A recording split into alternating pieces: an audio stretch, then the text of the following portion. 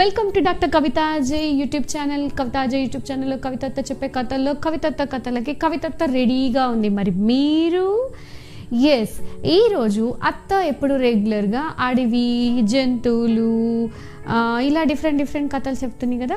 ఈరోజు ఒక డిఫరెంట్ కథతో వచ్చింది, కొత్త కథ. Bus number 65. Bus number 65. అవును, బస్ నెంబర్ 65. కథ పేరు బస్ నెంబర్ 65. ఒక పల్లెటూరు ఆమె ఫస్ట్ టైం హైదరాబాద్కి వెళ్తుంది. హైదరాబాద్ చూడాలని చాలా కాయిష్ అనమాట. కాయిష్ అంటే కోరిక. సో హైదరాబాద్ పోయింది. ఆమెకి అసలు చదువు రాదు, చదువుకోలేదు పాపం. ఆమె హైదరాబాద్ పోయింది. హైదరాబాద్లో ఆమెకి చార్మినార్ చూడబుద్దయింది. ఏం చూడబుద్దయింది? చార్మినార్ చూడబుద్దయింది. ఆడ బస్ స్టాండ్లో కూర్చున్నది. ఎట్లా పోవాలి చార్మినార్కి, ఎట్లా పోవాలి చార్మినార్కి, ఎట్లా పోవాలి అని అందరిని అడుగుతుంది. ఓ బాబు, చార్మినార్ చూడాలంటే ఏ బస్సు ఎక్కాలి? గిన్ని గనం బస్సులు వస్తానే, ఏ బస్సు ఎక్కితే చార్మినార్కి పోవచ్చు నేను అని అడుగుతుంది. సో ఈమె బాధను చూసి అక్కడ ఒక కానిస్టేబుల్ ఉంటాడు. కానిస్టేబుల్ చూసి, ఓ అమ్మ, ఎడికి పోవాలి? ఫస్ట్ టైం వచ్చినావా నువ్వు హైదరాబాద్కి?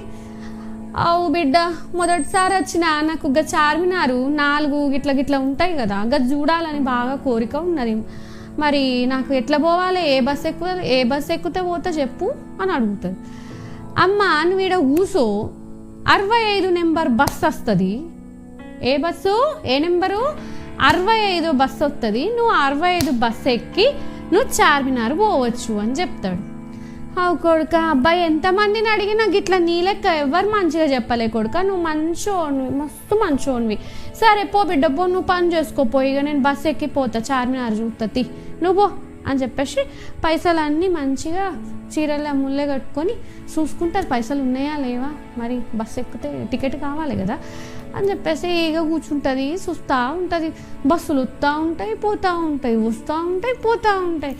ఈ కానిస్టేబుల్ పని అంతా చేసుకొని మళ్ళా అక్కడికి వస్తాడు. వచ్చి చూసరికి మళ్ళా గానే ఉంటుంది.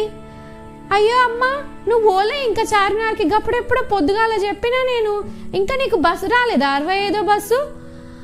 అవు కొడుక, ఇంకొక 4 అయిపోతే 65 వస్తాయి. 65 బస్సు వస్తుంది. 65 బస్సు వచ్చినాక నేను పోతా కదా అని చెప్పేసి అంటది. అర్థం కాలేదు కానిస్టేబుల్కి.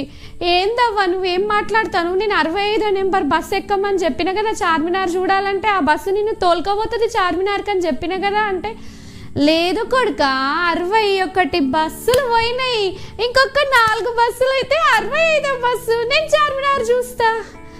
ఓ మై గాడ్, అవ్వా తల్లి, మా తల్లి, మా బంగారమే, 65 బస్సు అంటే బస్సు నెంబర్ 65, నేను 65 బస్సులు లెక్క పెట్టమనలే అంటే, అయ్యో కొడుక, నువ్వు గట్ల చెప్తివా? నాకు గిట్ల అర్థమైంది కదా, చదువుకోకపోతే గిట్లనే ఉంటుంది. ఆ బస్సు మీద 65 నెంబరు అవ్వ చార్మినార్ అని రాసి ఉంటుంది కదా, నీకు గాయంతో తెలియదా అంటే, నేనేడ చదువుకున్నా కొడుక, నేను బడికి పోయినా, నేను చదువుకోలే. ఇప్పుడు తెలిసింది నాకు చదువుకుంటే ఎంత ఉపయోగము. ఇప్పుడన్నా నేర్చుకుంటా, మా పోరగాళ్ళని అడిగి, మా మన్మరాళ్ళని అడిగి చదువు నేర్చుకుంటా. ఈ బస్సు నెంబర్లన్నా, బస్సు మీద పేర్లన్నా చదివేసేటట్టు చేర్చుకుంటా కొడుక. అయ్యో నా పని అంతా వాయి కాదు కొడుక అని చెప్పేసి బాధపడుతుంది. చూసారా పిల్లలు, చదువుకోకపోతే ఎన్ని అనర్థాలు. సో ఇప్పటికీ చాలామంది చదువుకోకుండా ఉన్నారు ఇంకా మన కంట్రీలో. వీలైతే మీరు మీ ఇంటి చుట్టుపక్కల మీ సర్వెంట్ మేడ్తో ఎవరైనా ఉంటే చదువుకొని వాళ్ళు ఉన్నారనుకోండి స్లమ్ ఏరియాస్లో, మీరు వెళ్ళి వాళ్ళకి అట్లీస్ట్ పేర్లు చదవచ్చేలాగా నేర్పించండి కదా. సో మన గవర్నమెంట్ కూడా మనకి గవర్నమెంట్ స్కూల్స్లో ఒక స్కీమ్ పెట్టింది, అమ్మా నాన్నకి చదువు అని. సో అలా ఎవరికి వీలైనంతగా వాళ్ళు మనం కొంచెం అట్లీస్ట్ సిగ్నేచర్ చేసేలాగా, పేర్లు చదివచ్చేలాగా నేర్పిద్దాం కదా. అలా నేర్పించినప్పుడు మనకి చాలా సాటిస్ఫాక్షన్ వస్తుంది తెలుసా. సో నేర్పించి చూస్తే మీకు ఆ సాటిస్ఫాక్షన్ ఏంటో తెలుస్తుంది. My dear little once, my dear పిల్లలు, సో కథ అయిపోయింది. బాగుంది కదా, కామెడీగా ఉంది కదా. Bus number 65. ఎస్, చాలా కామెడీగా ఉన్నా కానీ ఆలోచింపచేసే కథ ఇది, అందుకే మీకు చెప్పింది అత్త. So it's time for goodbye. Don't forget to like, share, comment and subscribe Kavitatva కథలు.